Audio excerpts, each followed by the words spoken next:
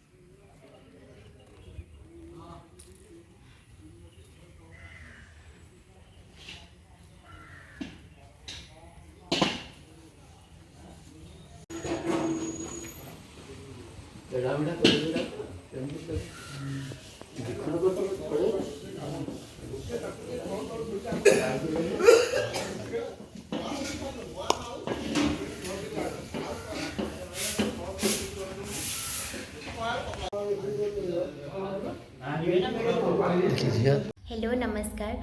जैसे कि आप लोगों ने देखा कि ये सारी वीडियो मैंने लिया है मंदिर में। तो मैं वीडियो से पहले बोल के गई थी कि मैं आपको बहुत अच्छे से पीसफुल सी जगह लेके जाऊंगी। तो मंदिर से अच्छा क्या ही जगह हो सकती है। तो वहाँ पे पूजा चल रही थी एंड सारे वेजिटेबल्स चॉप करके रखा गया था ना। तो मैं कोस्टल उड़ीसा से हूँ एंड हमारे यहाँ पे जो भाद्रव के महीने में बड़ा एकादशी के बाद जो द्वादशी की तिथि आती है, उसमें हमारे जो श्री अनंत वासुदेव के मंदिर में नुआखाई सेलिब्रेट होता है। तो वेस्टर्न उड़ीसा में जैसे होता है एंड जो दिन होता है, जिस दिन होता है, तो उस दिन हम लोग यहाँ पे सेलिब्रेट नहीं करते हैं। उनका नुआखाई का एक अलग से दिन है। और हमारे यहाँ पे हम तिथि के अनुसार ये द्वादशी की तिथि को भाद्रव के महीना में ही नुआखाई सेलिब्रेट करते हैं अपने मंदिर पे।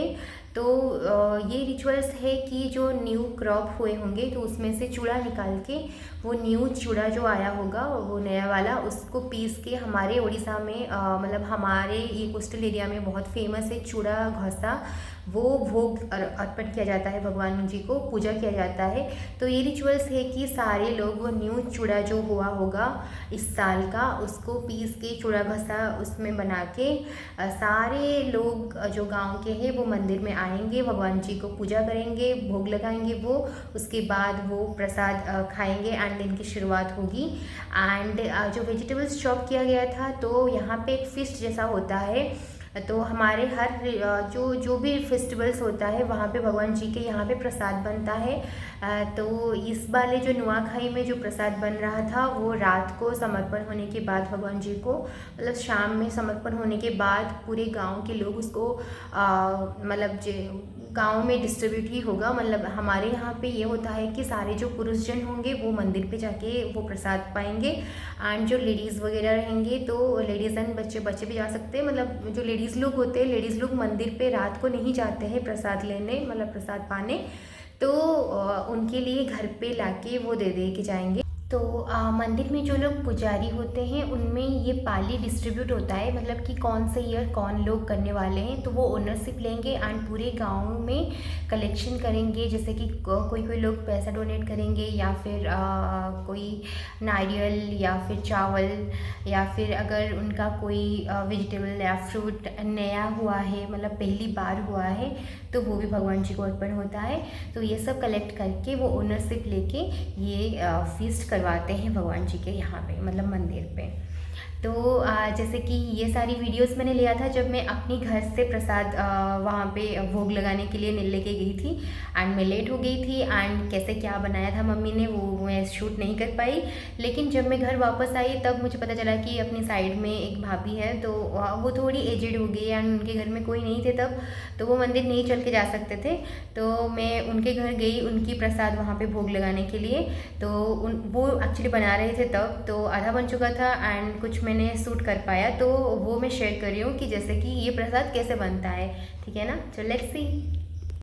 यहाँ पे चूड़ा को पीस के उसमें गुड़, फ्रेशली ग्रेटेड कोकोनट एंड गाय की घी वो सब डाल के जैसे खास्ता बनाते हैं उस तरह भाभी उसको मिक्स कर रहे थे। एंड यहाँ पे भोग लगाने के लिए हम ब्रोंज की जो थाली होती है वो यूज़ करते हैं, उसमें बनाना लीफ डाल के उसमें प्रसाद रखते हैं भोग लगाने के लिए। तो भाभी वही कर रही थी, उसमें बनाना एंड रस्सी के लड्डू रख के उन्होंने रेडी कर दिया ये भोग लगाने के लिए ले जाने के लिए।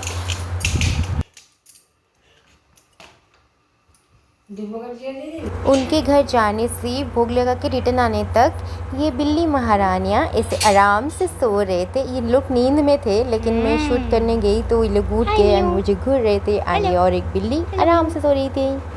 अपने घर वापस आने के बाद मैं जब प्रसाद खाने गई तो ये मेरी तरीका है इसको खाने के लिए। बनाना को मैश करके वो चूड़ा घसा में एंड ये तुलसी की लीफ था, पूजा करने के बाद ही आता है भोग में। तो इस सब को एक लड्डू बना के खा लो, बहुत टेस्टी बनता है ये।